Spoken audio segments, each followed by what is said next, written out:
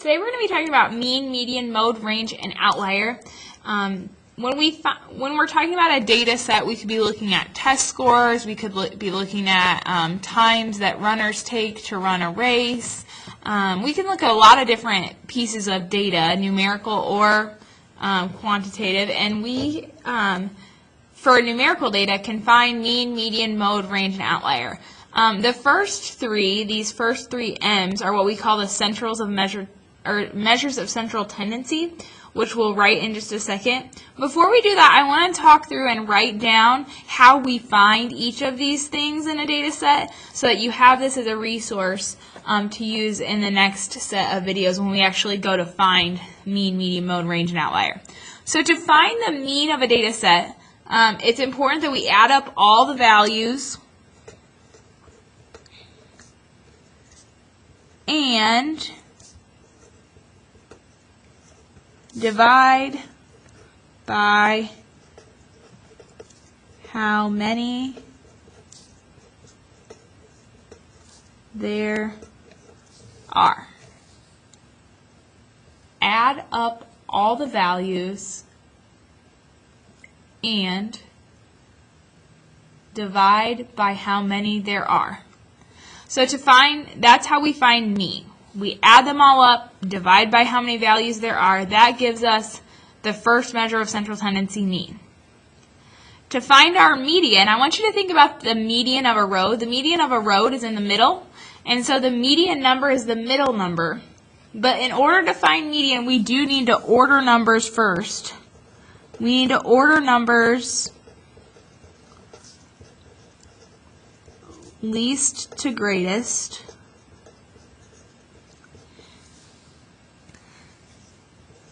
And find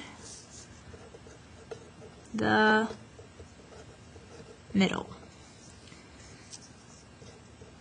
If there are two, find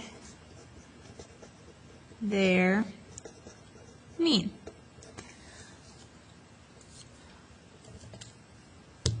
So for median, you need to write, we order numbers least to greatest and find the middle.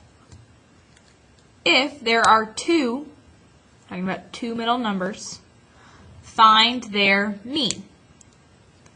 We would find their mean, going back up to this definition, or this how-to, by adding up both values and dividing by the 2 because there are 2 of them in the middle. The last measure of central tendency that we're going to talk about is mode. Mode is the number that occurs most often. I always remember this because of all the long O's. Mode occurs most often. Occurs most often is the mode. It's the one with an O in it, and it's how to find it has lots of O's. When we talk about mode, there could be no mode, so they could all be listed once, and so they're all listed the same amount of times. There could be one single number that's the mode that's listed more than all the others, or there could be more than one mode because more than one number repeats itself multiple times. So just a reminder, we call all three of these M's measures of central tendency.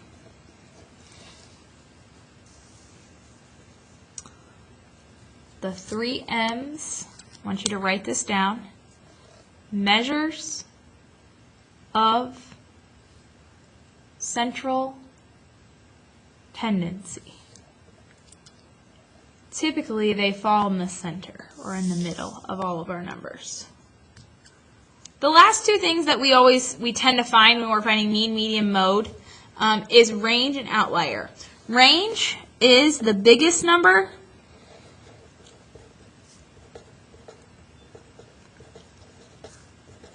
minus the smallest number.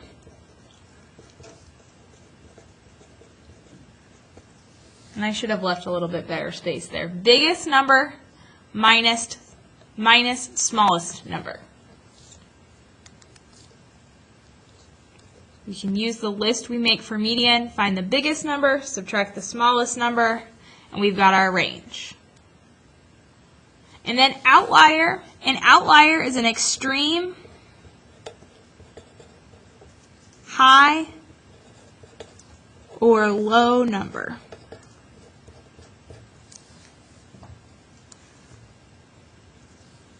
An outlier is an extreme, high, or low value. Much like the mode, there can be more than one outlier or no outlier. If all the numbers are very, very similar, there could be no outlier. If there are two numbers that just are really, really different than the rest of the data set, you could have two outliers as well. So mode and outlier, there could be none, there could be one, there could be more than one. So then at the very bottom it says, which measure of central tendency is best? We are going to be talking about that even more in this unit. Measure of central tendency, remember, are the three M's, mean, median, and mode. So we're going to talk about, we use the mean. The mean best describes data when the data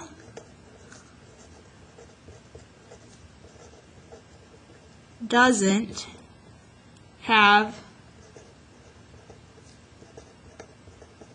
numbers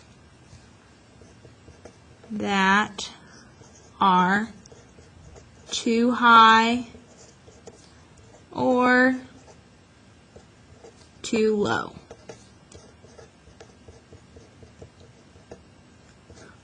Remember, we call those outliers.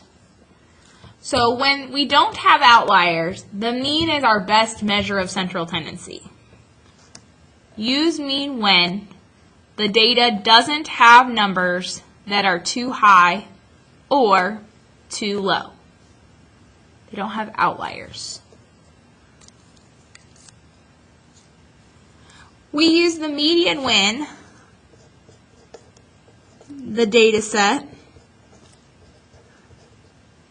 does have an outlier or outliers. Sometimes, remember, there can be more than one.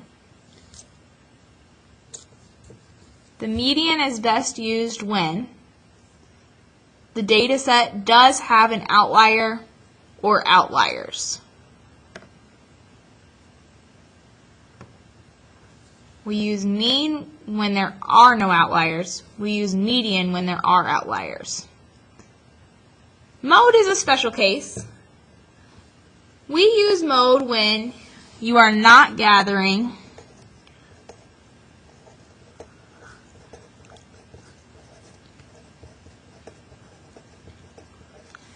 numerical data.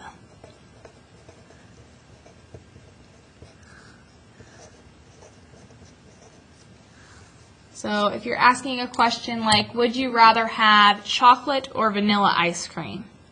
That's not numerical. We just want to know which one's the most popular. We could ask a question like, would you rather play video games or do your math homework? We'd want to know the mode. Which one of those occurred most often? Which was the most popular? So we use mode when you are not gathering numerical data. Once you have all of this copied, you know how to find mean, median, mode, range, and outlier, and you know which measure of central tendency is best, you can go ahead and open up to the inside where you'll do some practice on some data sets.